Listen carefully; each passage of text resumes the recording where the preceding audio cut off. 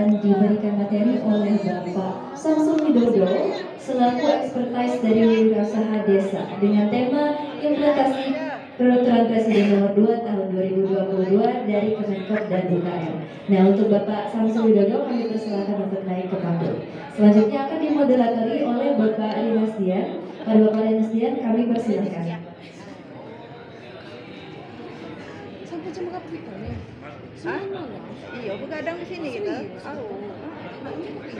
Di deh, kasih makan, kasih minum deh bisa. Bisa pagi nak lomba. Lomba apa? Maklum lah apa? Lomba di sini. Tidak. Oke, terima kasih pada Mbak Desi. Udah enggak? Assalamualaikum warahmatullahi wabarakatuh. Waalaikumsalam warahmatullahi wabarakatuh. Selamat siang para Bapak Ibu sekalian. Gimana kabarnya? Tetap semangat ya? Tetap. Walaupun siang, tadi memang untuk MC-nya yang cantik, moderator sesi pertama juga cantik. Ini giliran season keduanya untuk yang ganteng-ganteng. Kok ketawa? Itu menurut istri saya tentunya.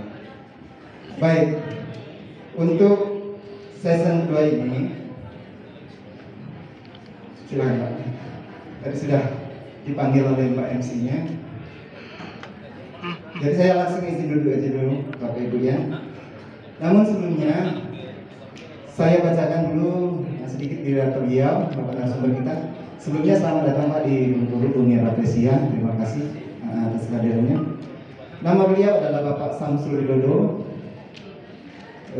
Sementara ini jabatan beliau adalah staf ahli Menteri Bidang Hubungan Antar Lembaga, Kementerian Desa, Pembangunan Daerah Tertinggal dan Transmigrasi.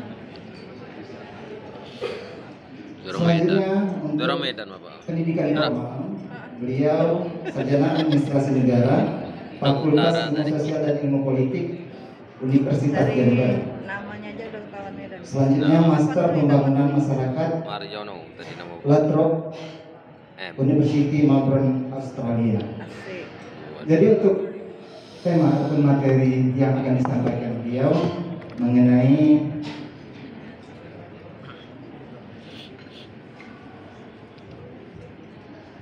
sesuai dengan keahlian beliau, yaitu pengembangan produk unggulan pedesaan dalam menumbuhkan wirausaha desa. Jadi saya rasa cukup menarik dan kebetulan juga narasumbernya cukup kompeten di bidangnya. Jadi kepada Bapak Ibu nanti kami harapkan berperan aktif dan serius, walaupun kata Pak Ginda tadi kita sersan ya, serius tapi santai. Untuk di awal kami silakan nanti Pak Widodo untuk menyampaikan apa gambaran dari pembahasan kita Pak. Mungkin sekitar 30 menit, nanti kita lanjutkan dengan tanya jawab. Untuk itu kepada Bapak Widodo kami silakan.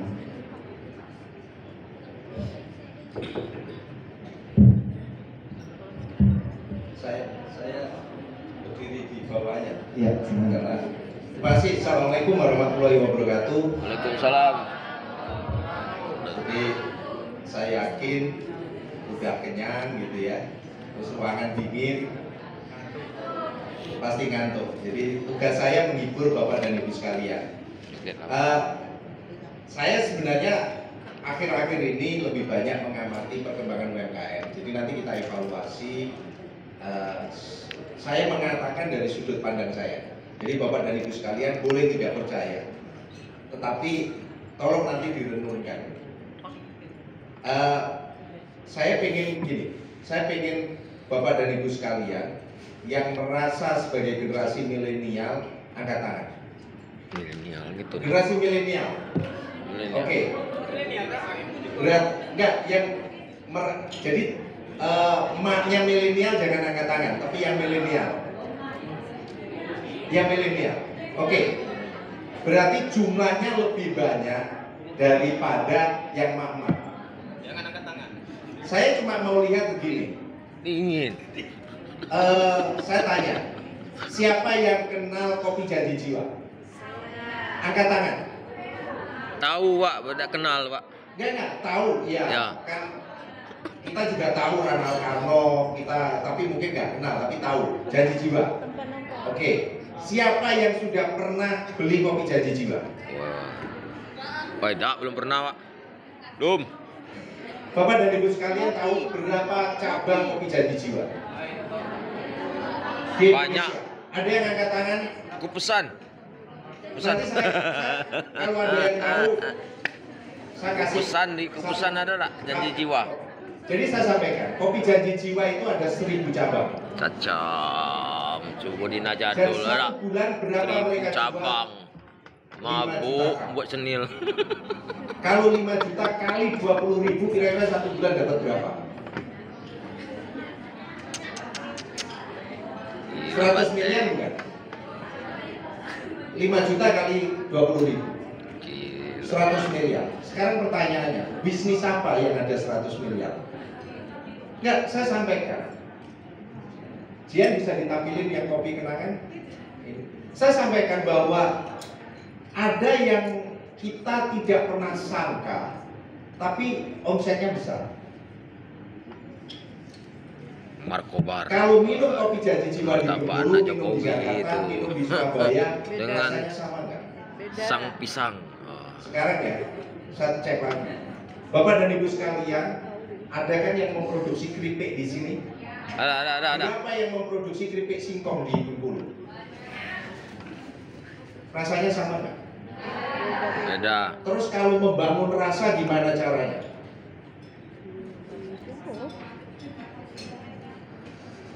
Konsisten. Mungkin tidak yang khusus bikin keripik singkong ini bekerja sama, memilih mana yang terbaik, diproduksi sama-sama, promosi sama-sama, dapurnya dibagi kira-kira bisa lebih besar atau tidak? Lebih besar. Kenapa itu tidak dilakukan? Susah berkumpul. Enggak, saya mau tanya kembali, kenapa itu tidak dilakukan? Apakah UMKM ini paling keras kepala untuk bersatu, egois? Sibuk, Pak. Sibuk dengan ku pesan. Enggak, saya mau diskusi gitu. Saya Sibuk tugas masing-masing. saya tidak seperti yang dua narasumber tadi. Lanjut. Saya hanya mau membangun kesadaran ada sesuatu yang sedang terjadi, tapi tidak dirasakan oleh teman-teman UMKM. Kenapa yang bikin keripik pisang ini bersatu, pilih mana yang terbaik, dituliskan SOP-nya, memproduksi sehingga pemasarannya bisa bersama. Berarti kalau ada 20, berarti kan sahamnya dibagi 20. Ya. Kenapa? Kita kalau kaya sendiri nggak ada lagi barang yang bisa kita beli karena yang nggak ada yang lain produksi. Saya sampaikan, faktanya Bapak dan Ibu sekalian, ada nggak yang produksi garment? Nggak ada. Karena daster yang dijual di Pantai Panjang harganya 25.000, 35.000. Nggak akan ada produksi UMKM garment karena kalah dengan mereka.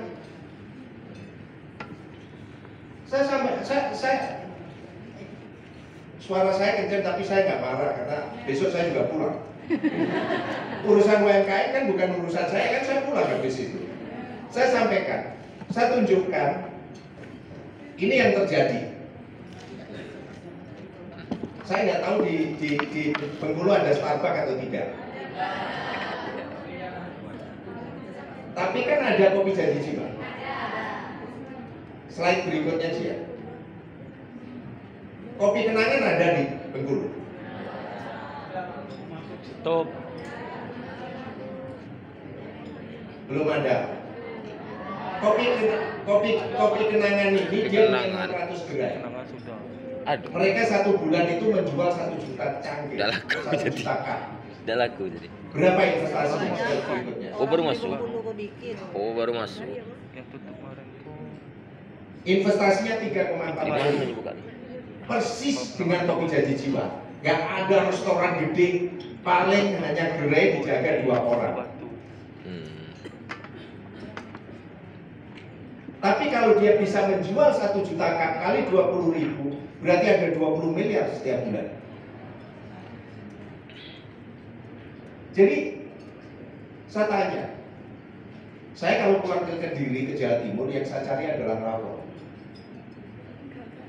Bapak dan Ibu sekalian yang dulu pacaran, itu kenangan makan apa? Apakah kenangan makan lempuk durian? Atau bakso, atau sate padang?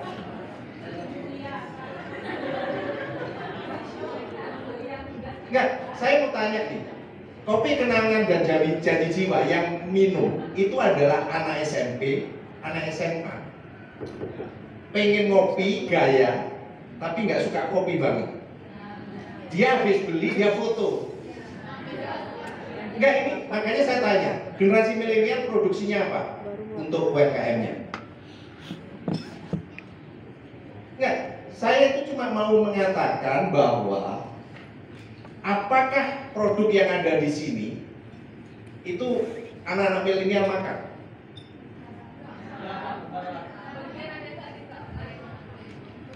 Kenapa kita UMKM memproduksi barang yang tidak ada yang makan? Saya sampaikan, saya kalau makan begitu saya cek ini gula atau tidak, karena saya takut kena diabetes. Saya kalau dikasih sodorin begini, mikir-mikir, saya mesti cek berapa gram kandungan gulanya. Ya, satu hari tubuh kita hanya boleh mengkonsumsi 15 gram. Jadi gini, saya mau sampaikan bahwa konsumen terbesar kita adalah generasi milenial begini, yang hobinya rebahan di kamar, terus pesan secara online. Dan kalau pesan mereka nggak pernah berpikir, karena uangnya orang tuanya yang dipakai. Jadi saya cuma mau bangun, kita coba evaluasi. Makanya sebenarnya teman-teman perut kalau ada di sini sekali-sekali ini kumpulin semuanya, kumpulan anak-anak SMP SMA, suruh menilai mana yang paling dia sukai. Kalau itu tidak ada yang suka, jangan diproduksi lagi. Karena apa? Market terbesar kita adalah generasi milenial, yang dia kalau makan mesti difoto dulu. Ini yang saya mau sampaikan, Bapak dan Ibu sekalian, bahwa ada sesuatu yang sedang berubah, tetapi kita nggak sadari. UMKM ini kan keras kepala kalau dikasih tahu. Serius, keras kepala dikasih tahu. Enggak Pak, ini enak.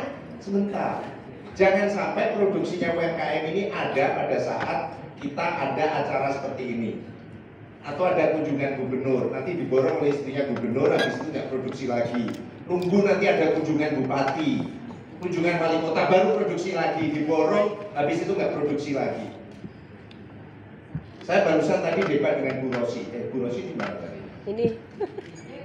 Ya, saya sampaikan, Bu, saya seumur hidup saya belum pernah makan lempuk durian.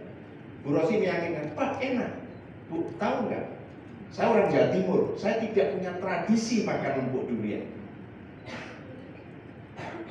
Pasarnya lempuk durian itu adalah orang yang punya tradisi lempuk durian.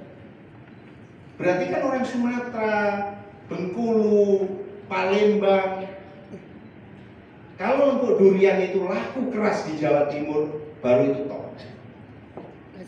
Saya sampaikan, penduduk Jawa Timur itu 30 juta. Penduduk Bengkulu nggak sampai 2 juta.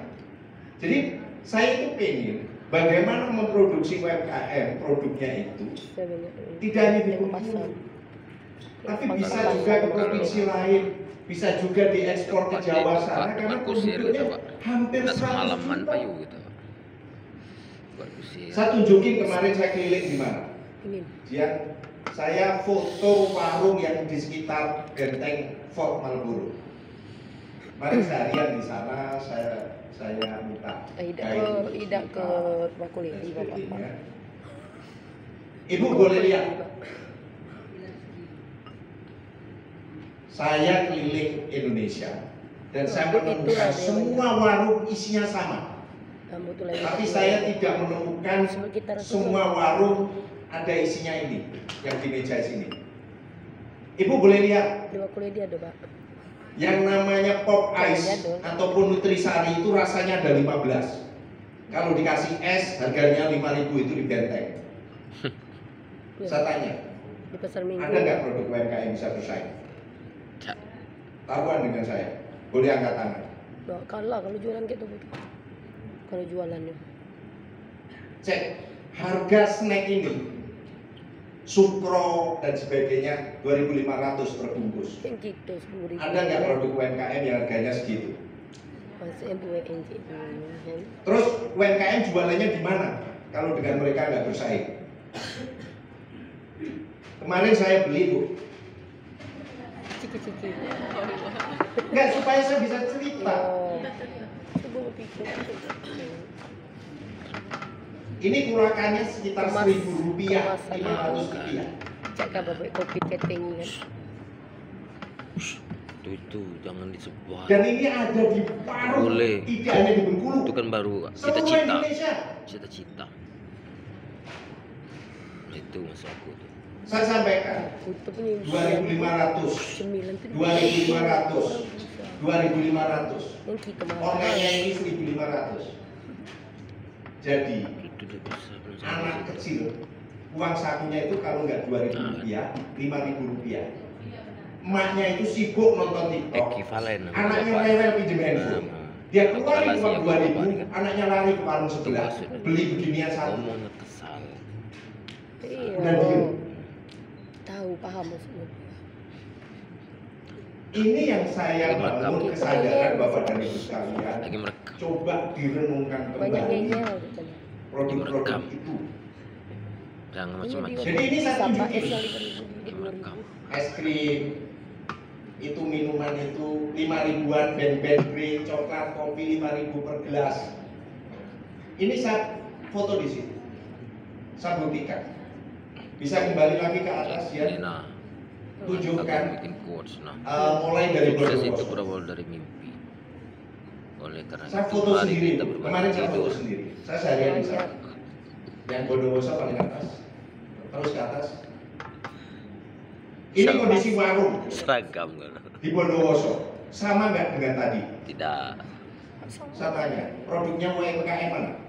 Ya, Produknya UMKM ini yang kerupuk ini Yo masuk. Yang bawah. Itu. Rp2.000. Oh, Ini masuk. dari tetangga titip ke tetangganya Udah. karena kasihan. Lihat kirim. Saya selain lagi, Gue itu. ini yang saya foto di Belitung, sama isinya. Mm-mm. Di Belitung sama isinya. Tengkar. Di keteng itu. Ini tantangan kita. Tengkar. Itu kecil dari ngey. Apa? Betul-betul tantangan kita. Dan yang makan siapa? Anak SMP, SMA, anak-anak kecil. Tapi kenapa mereka bisa menguasai pasar ke bawah? Ini di Kepulauan Riau, Anambas. Kalau ke Anambas itu dari Jakarta pergi ke Batam 1 jam, dari Batam itu terbang lagi 1 jam ke Pulau Lentung, dari situ jalan darat 30 menit, habis itu naik speedboat Aduh. sampai ke Pulau Tarempa, ibu kota Kepulauan Ya Anambas. sesimpel itu. Jauh banget Nah, iya lah dan pulau isinya yang sama. tengok Ya sesimpel itu. Isinya sama. banyak baru yang tempat. keluarkan dikit. Banyak yang tempat. Ya. Salah. Ini yang saya sampaikan. Saya pengamat Baru keluarkan UMKM, ini loh faktanya. Memang Realita. Kita mau berubah atau tidak? Mau dong. Makanya saya sampaikan, pasar ini harus diriset. Siapa yang makan, siapa yang beli. Kalau yang buat selalu bilang enak. Belum tentu. Tapi pasar kira-kira beli lagi nggak? Beli lagi nggak? Slide berikutnya. Slide lagi. Ini yang saya foto di Sulawesi Selatan, di tempat wisata. Iya laris-laris kayak anak itu di mana? Saya itu Di mana? kemarin seharian keliling, di mana produk UMKM dijualnya. Ya saya ketemu daster sepanjang Pantai Panjang, harganya 25.000, 35.000. Yang dianggap mahal. Mungkin sekali pakai kayak Pampers kali.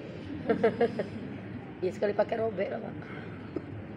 Selain lagi, Tapi orang. ini saya foto lagi di situ Bondo. Harganya saya kasih. Biskuit itu 500 rupiah, ciki itu 1000-an. Karena anak saya milenial dan dia suka jajan dan beli online. Apa kelas pabrik? dia beli online. Jadi makanya sebenarnya ada lawan kita yang cukup berat pada saat kita nggak bersatu. Kalau produk kita nggak bisa diminati oleh pasar, mesti harus dirubah. Kita mau berubah atau tidak, terserah Bapak dan Ibu sekalian. Slide berikutnya. Ini terus slide lagi ke bawah. Nah, yang menarik adalah orang itu kan seringkali protes Alfamart Indomaret karena sehingga warung dan toko kelonong tutup. Ternyata tidak. Saya menemukan foto ada warung di sebelah kanan dan ada Indomaret. Mereka nggak tutup. Harganya selisih Rp500. Sebelahan lagi. Ada nggak teman-teman milenial di sini yang suka beli snack online? Misalnya kayak mie goreng, ya. Sukanya beli apa? Makanan kan kerja. Oh oke, popcorn Oishi. Itu harganya berapa di online? 13.000 dapat 10. Kadang pom bensin depan Oh ya, pom bensin 100 orang gram jual 13.000. bensin. Di Alfamart Indomaret berapa? Keluar 17.000. keluar pom bensin orang jual bensin. Bayangkan, di Alfamart Indomaret 17.000, beli online 14.000. Ada namanya snack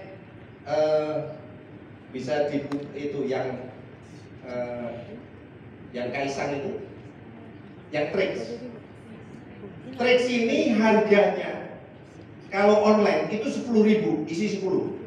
Tapi di Alfamart Indomaret isinya 16, harganya 16.000.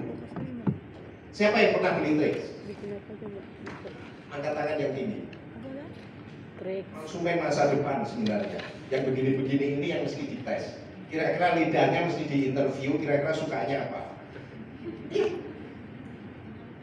Anak saya itu pernah saya tes.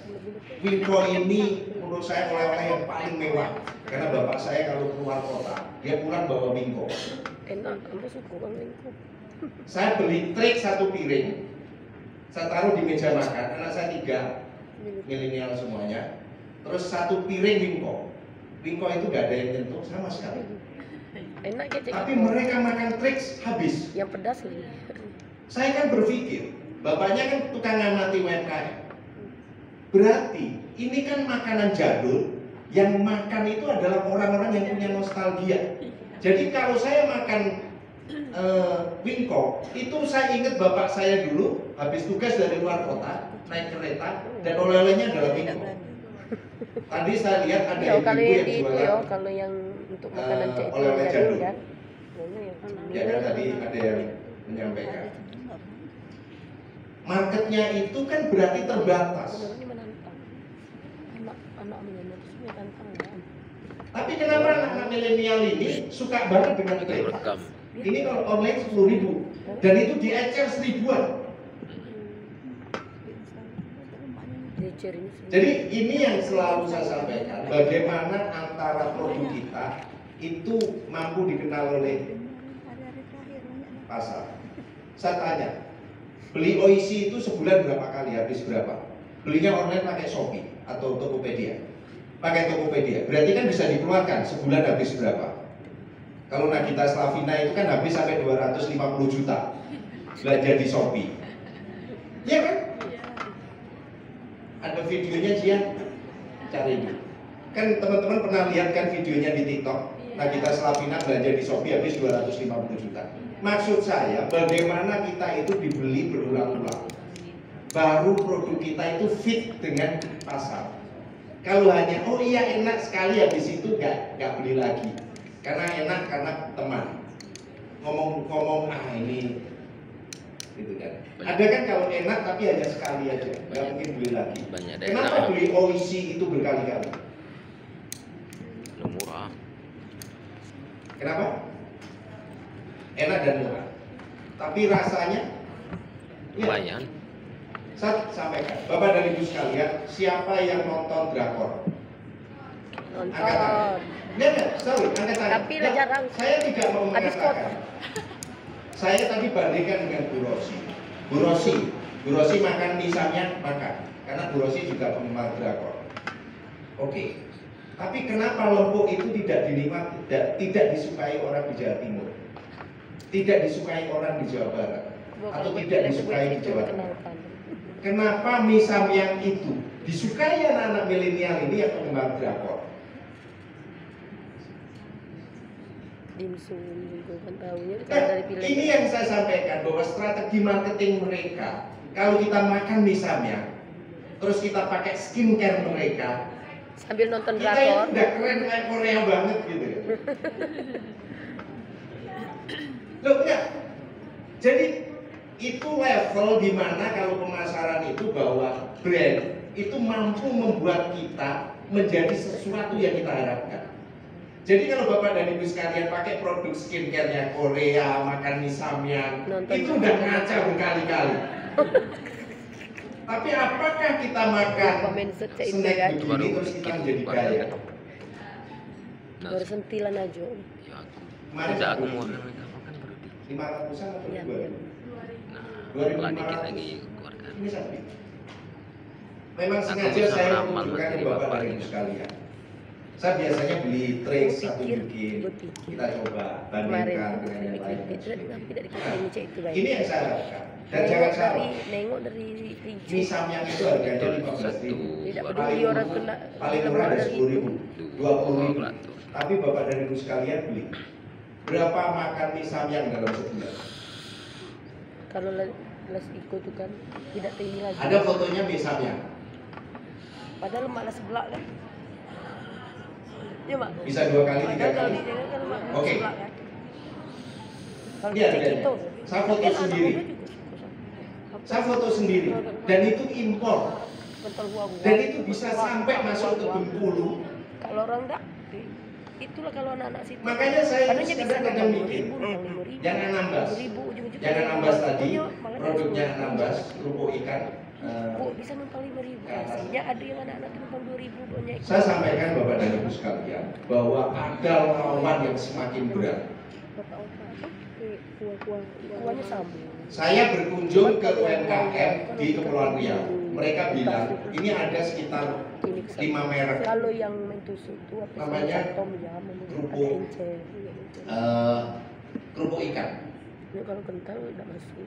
kerupuk atom tapi ya kerupuk ikan lah, kayak Palembang Tidak gitu. dari itu. Harganya 30.000. Cuman kalau yang orang-orang yang nongkrong. Terus saya bilang, Bu, mohon maaf ya, Ibu jangan marah. Kalau 30.000 saya nggak beli. Kenapa? Kalau saya 30.000 itu saya Dapetnya belikan cuma Indomie satu. rebus itu 3 mangkok udah dengan telur.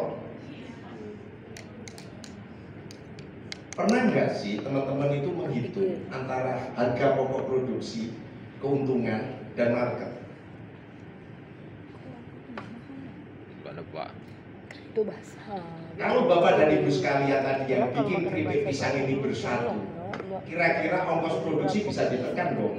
Sama cak ikan Lebih hemat dong. Pertama bayar itu. Kenapa nggak mulai? Cuman kan gitu kan sebatas itu untuk dalam. Saya tadi diminta, saya yang punya nasi liwet ini Pak siapa? tuh lagi itu. Saatnya suara Pak. Ya, oke. Saya tunjukin sesuatu. Rice bowl coba bukan. Rice bowl 15.000 di situ. Saya Habis gini. dibandingkan Eh, yang itu kan. saya tadi komentarin. Jadi Bapak dan Ibu sekalian kita diskusi dan jangan marah. Keluar sini jangan marah. Tadi di meja ini diskusi soal ini. Ibu yang punya keripik ini, oke. Saya diskusi di meja. Saya tanya, tapi nggak saya ngomongin siapa yang saya tanya. Ibu kenapa nggak ngambil? Tangan saya takut lengket.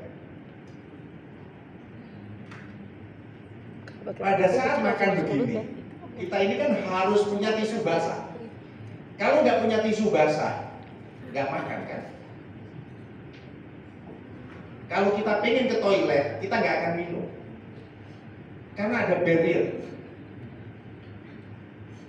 Saya lihat nasi liwet. Cantik mana Bu kalau dibuat kayak gini?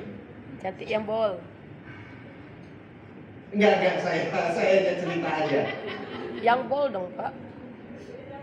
Loh, betul, tapi kan kira-kira yang harus ibu tanya adalah konsumen yang kira-kira dia suami istri, dia sibuk, makan siangnya di kantor, ya kan? Saya tanya nih, saya tanya lagi. ada nggak generasi cewek-cewek milenial ini, saya kasih ini, bisa habisin, saya traktir di restoran paling mahal di Bengkulu. Ngeri Silakan duluan. mau habisin, serius. Oh enggak. Ya, ini makan siang.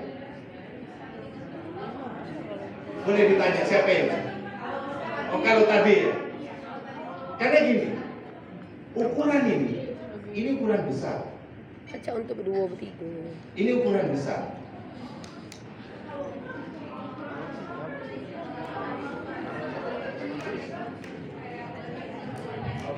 Kayak tadi ada pertanyaan yang Mbak Putri tadi, kalau anak milenial sekarang itu kan uang dia dari apa tuh? Dari orang tua, masih orang kadang dapat uang dari orang tua. Jadi kebanyakan yang beli itu biasanya nasi geprek semua. Apalagi teman-teman kuliah saya kemarin, Pak, kalau jajan itu geprek aja. Sebentar, saya tanya.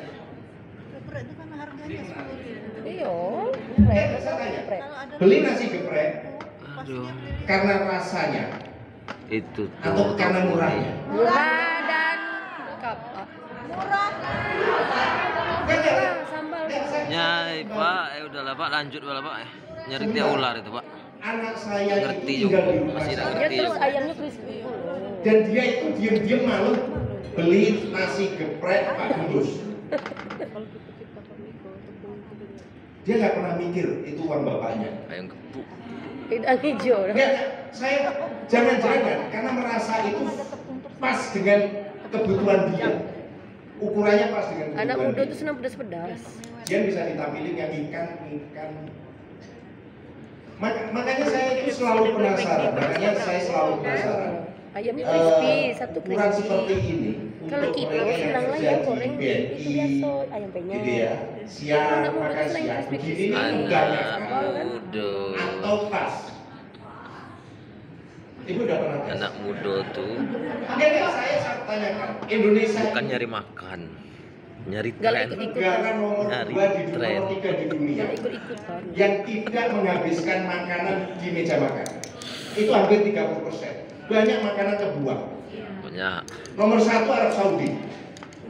Gue Nampan beno. sok. Itu boleh di browsing datanya. Enggak, Woi. saya evaluasi. Kenyang beno, Jadi ke sini ini caca, kebanyakan beno atau- makan di Arab, Gitu kan. kirim ke Arab, Senangnya tinggal Enggak, ini mohon maaf ya, kirim Bu. ke Arab beno. Ibu harus nanyanya ke milenial-milenial yang mereka pengen langsing. Nian tuh Pak.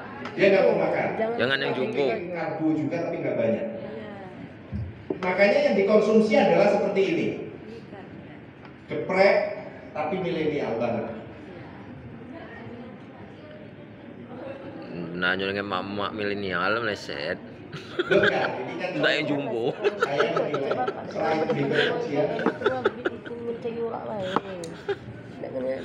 Jadi saya itu pengen bahwa kalau kita punya produksi itu tolong dicek betul kira-kira siapa yang mengkonsumsi dan pasar kita seperti apa.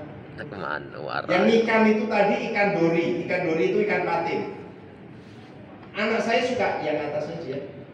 Yang Nah, tadi. kalau yang itu tahan belum kan? Nah, ini. Saya nggak ngerti.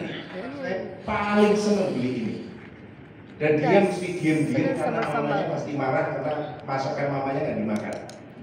Dan dia nggak mau debat dengan mamanya untuk mengatakan Jadi beli mamanya diam-diam. masakannya nggak seperti yang diharapkan. Diam-diam dia pesan online dari kamar. Kami sampai ini marah. Dan selalu dikasih tahu tukang Grab-nya atau GoFood-nya. Lewat jendela Jangan kan? Ui. tok-tok pintu. Pokoknya kalau udah Konten-konten deket, ini kan harus senang kan. Itu serius. Ayam kok ngopi dak Dan selain konten. pakai bahasa, Apa? Ngopi dak konten. saya nggak tahu generasi milenial begitu. Dia ambil tuh diam-diam, dia bawa ke kamar. Baik, makan di kamar. Bapak tuh yang buat. Mamanya nggak tahu. Hmm? Kalau mamanya kan komplain karena mamanya Dari masak. awal lah dia. Dan masakan mamanya nggak dimakan. Tengok nampak terus. Terkadang sini nah nampak. Tidak apa-apa. Ada Suara perubahan aku biar. rasa Dia tuh nampak dari layar. generasi X seperti saya ke generasi milenial. Dan Z itu sekarang, Pak. seringkali ada UMKM yang mampu merubah, ada UMKM yang tidak mampu merubah. Nah, naik kan dia kan. Kalau kita lihat lagi, ada bakso Akan Aji. Dia punya 100 cabang Oh, dan ini dijual frozen. Bila dikemas-kemas ini. Saya aneh, kemarin saya Tahan keliling. anak-anak. Kenapa sepanjang jalan di Pantai Panjang itu yang dijual adalah seblak? Seblak kan. Saya nggak ngerti. Saya nyari makanan Bengkulu nggak dapat. Jadi sepanjang jalan seblak ditulisnya gede-gede. Ada yang sebelah. Projen. Jadi model-model begini ini dan mereka punya Ada status sama. pop ice. Bakso aci. Memang iya. Kalau bakso itu kan mestinya dagingnya banyak. Ini enggak. Ice. Dikit-dikit Pakai kering-kering. A. Saya dalam hati Pop saya ingat. ice. Ini kalau dulu saya kecil, itu lem kita kalau mau bikin layangan. Sport center. Kalau sport center, Bener nggak kan? pop center. Tapi kenapa? Jadi sebenarnya ini yang enak baksonya atau karena bumbunya itu mirip dengan ramen, mirip dengan samyang, mirip dengan tom yum, Ya gitulah Pak. mirip dengan seblak. Anak-anak Sama. Ada sebelah. Pedes-pedes asin dan Sebelah. sebagainya. Ini yang sebenarnya rasa-rasa yang berubah. Bu, mohon maaf, nanti tak tutup. Tadi tutupnya di mana ya? Oh, oke. Enggak, saya dari tadi menilai, melihat. Saya tidak mengatakan ini salah, tapi kita renung-renungkan, kita tes lagi market kita benerin, kita evaluasi, gitu kan. Nah, lawan kita seperti itu. Jadi makanya selalu saya sampaikan ke Bapak dan Ibu sekalian, kenapa warung dan toko kelontong itu penting? Itulah. Ternyata orang Indonesia itu belanja di warung dan toko kelontong itu 90%. Ya. Ada datanya. Ada. Jadi kita nggak pernah berpikir ini datanya. Jadi 92% masyarakat kita itu belanja bahan makanan di toko kelontong. Indah. Kita kan. Iyo, aku lihat itu orang kelontong, emperan. Kita nggak sadari. Yang Bapak dan Ibu Toko-toko selalu. itu. Makanya Oh sebenarnya iya, yang cak. waktu saya Dari mempresentasikan pasar-pasar ini, minggu yang selalu jual-jual mereka minggu, nanya, ya, tahu. terus di mana? Warung manis Kuasai kelontong. kembali Iya, warung dan tempe toko rincu. kelontong. Kuasai kembali. Kalau barang kita bisa dijual di warung dan toko kelontong, yang namanya bol cabe makaroni crispy ini ada di semua provinsi, ada di semua kabupaten. Ada. Bol cabe ini kan dulu memproduksi cabe tepung, Ya, abon Eh, cabe. cabe Abon bubuk. cabe, bon cabe namanya. Sekarang dia memproduksi makaroni. Saya itu sampai sekarang mikir makaroni ini apa sih, makanan apa ini? Ini kalau misalnya nggak ada tepungnya, kira-kira dimakan bol cabenya aja udah enak.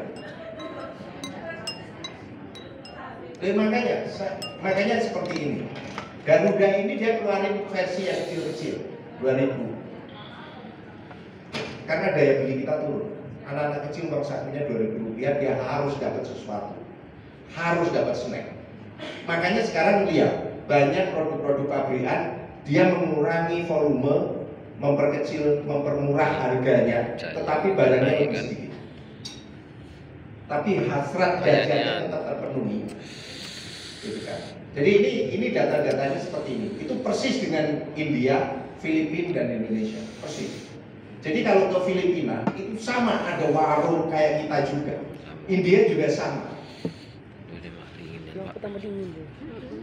Ini yang saya sangat berharap Bapak dan Ibu sekalian nanti bagaimana Plut bisa memperbaiki, meningkatkan kualitas produk sehingga sesuai dengan pasar.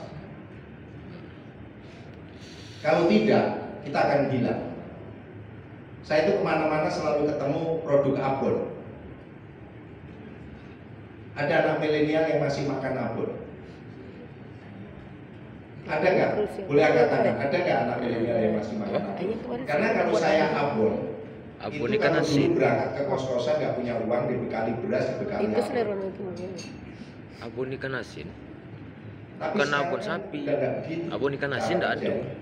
Bukan misalnya itu, warung Yang abon milenial tuh Bapak abon dan ikan Ibu asin. sekalian, saya potret beberapa warung dan toko kelontong yang menghasilkan produk-produk curah. Makanya Saya lihat makanya izin ke bawah sih. tengok-tengok YouTube. Produk-produk curah. Nah, Bukan jalan-jalan, tengok-tengok YouTube. Ceklah di YouTube tuh abon ikan asin. Terus ke bawah. 100 komplek. Anak kosan itu makanannya. Di daerah miskin. Tembaknya anak-anak kosan itu. Kalau abon sapi Nggak keluar ya, itulah itu pasaran. Jadi Bapak dan Ibu sekalian sambil nunggu paparannya, Coba mindset. kalau misalnya Aku baru ada yang tanya, saya Mas, yang tuh. kalau ada yang mau Saya ada 10 ya. bisa dibantu, Mas. Aku kado yang kecil itu botol kecilan. Aduh dinginnya. Silakan. Saya sampai jam berapa ya? Hah? Wih lampunya tuh. 15.20. Sekarang jam berapa? 14. Lampunya nggak hidup. Saya sendirian suruh ngomong apa? Silakan. Oke, Assalamualaikum warahmatullahi wabarakatuh, Pak. Waalaikumsalam warahmatullahi wabarakatuh. Saya mahasiswa dari Universitas Bengkulu. Ini mengajukan dulu sebelumnya di Mana? modal mahasiswa wirausaha. Di sini pertanyaan saya, kan di puncak itu ada namanya pemasaran, kualitas produksi sama distribusi. Nah, jadi untuk UMKM sendiri yang Bapak sarankan untuk pemasaran saat ini untuk mengendorse itu biayanya cukup tinggi. Sedangkan kita butuh pemasaran lebih untuk menembus kalangan milenial. Menurut Bapak strategi yang paling strategis untuk saat ini yang minim bagaimana Pak? Itu saja dari saya. Terima kasih. Kan enggak saya kan naik kan. Pedagang kaki lima tuh. Jadi saya tanya begini dan selesai jawabnya. Ada satu lagi yang mau nanya. Silakan. Itu Mas, silakan. Kalau ada dia enggak nanya Pak. Aku duluan. Lah lagi hijau enggak tanya aku. Nih ya. Yo, kapan berhenti Pak? Mereka di sini saya ingin bertanya. Berapa ukuran celana Bapak? Apa yang sudah Bapak jelaskan dari awal tadi kan terkait menurut saya itu permasalahan mengenai brand image gitu Pak. Mulai dari misal janji jiwa, terus tadi ada kopi kenangan. Kenapa orang-orang mau berinvestasi dan mau bergabung dengan mereka? Karena memang mereka kan sudah memiliki brand image yang bagus, yang memang di mata masyarakat itu udah bagus gitulah, udah terkenal. Nah, sedangkan untuk UMKM yang mana mereka kan baru merintis, baru memulai dan baru membuka usaha mereka, tentu brand mereka tuh belum dikenal dan belum memiliki rating lah bisa dibilang Pak. Nah di sini saya ingin menanyakan bagaimana untuk membangun brand image agar pelaku UMKM yang baru mulai merintis tuh menambahkan atau bantahan. Apa tuh? Pak Dayat tanya. Agar pelaku UMKM itu bisa mengenalkan brand mereka ke luar Pak. Caranya gimana? Oke. Satu tadi yang mengenai pemasaran, saya tanya, pernah nggak menemukan promosinya kopi janji jiwa? Di mana? Instagram.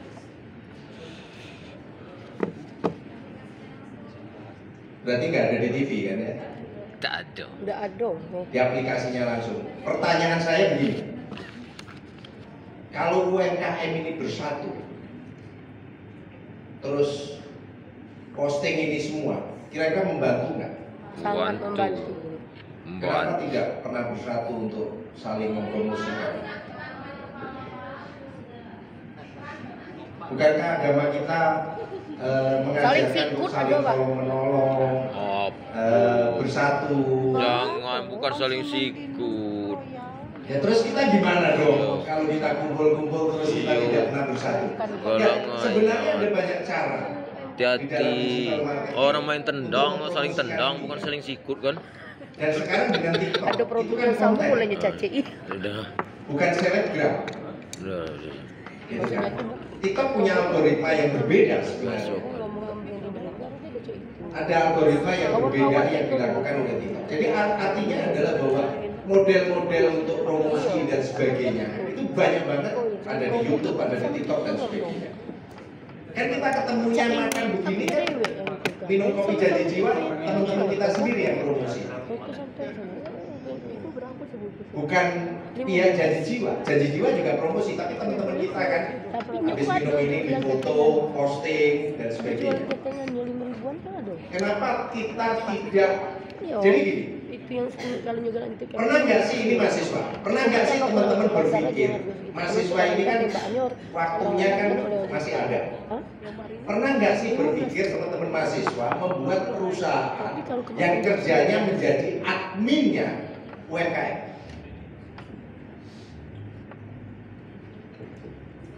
Kita ngomongin yang di belakang sana yang mama yang sebenarnya bisa posting foto di IG, Selfie. Facebook, WhatsApp, tapi selalu tidak mau menjadi admin di IG-nya untuk promosi. Selalu kami kan gaptek gitu kan, tapi hari ini udah posting foto banyak banget. Tapi keceknya gak. Alasan itu Pak. Iya kan? Kenapa tidak? Saya ada video kalau udah siap di style. Ini ada satu perusahaan dan itu didirikan di desa. Pekerjaannya adalah menjadi admin untuk siapapun yang butuh bantuan toko online, untuk mengadministrasikan toko online. Karena apa? Banyak produk UMKM yang sebenarnya tidak pernah ada tim untuk mempromosikan. Ya dijual aja, paling dia WhatsApp ke temennya dan sebagainya. Oh ini ada produk baru gitu kan. Ya teman-temannya sendiri akhirnya sampai jengkel. Pertama ngasih jempol 3, lama-lama jempol 2, lama-lama jempol 1. Terus lama-lama pura-pura nggak kebaca. Jadi ini sebenarnya peluang. Ini ada videonya, nggak tahu bisa di setel atau tidak. Bisa aja dicoba. Ini ada perusahaan dan ini sudah mulai berkembang sebenarnya. Jadi kalau Bapak dan Ibu sekalian, kalau bisa ada perusahaan yang memang mempromosikan, harapannya memang Plut. Harapannya adalah Plut yang melakukan. Tetapi kan hanya banyak produk yang seperti ini butuh di endorse, tapi tidak tahu bagaimana mencari siapa yang mengendorse, siapa yang mengadministrasikan kalau dijual online. Karena sebenarnya model affiliate, model dropshipper, model itu banyak produk-produk yang bagus, tetapi tidak pernah dipromosikan. Kan misalnya begini, teman-teman mahasiswa tidak punya produk, tapi ada produk bagus. Bu, gimana kalau kita kerjasama saya jual ini? Saya tidak beli putus, tetapi kalau ada order ibu yang kirim. Itu kan model affiliate bisa seperti itu. Nah itu yang sebenarnya bisa dikembangkan. Dia bisa.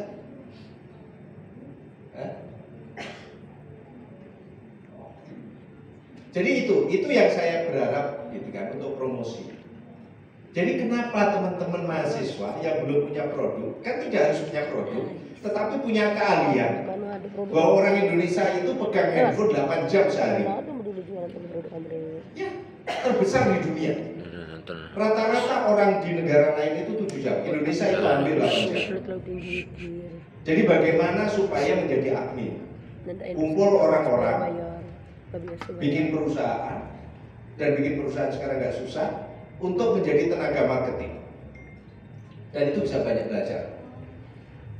Kita tonton video ini, dan video ini mereka keluar dari pegawai negeri di Kementerian Keuangan karena dia pengen balik ke desa. Jadi supaya saya bisa istirahat juga nonton video bareng. Kalau enggak saya ngoceh terus. Kita tonton bareng, silakan.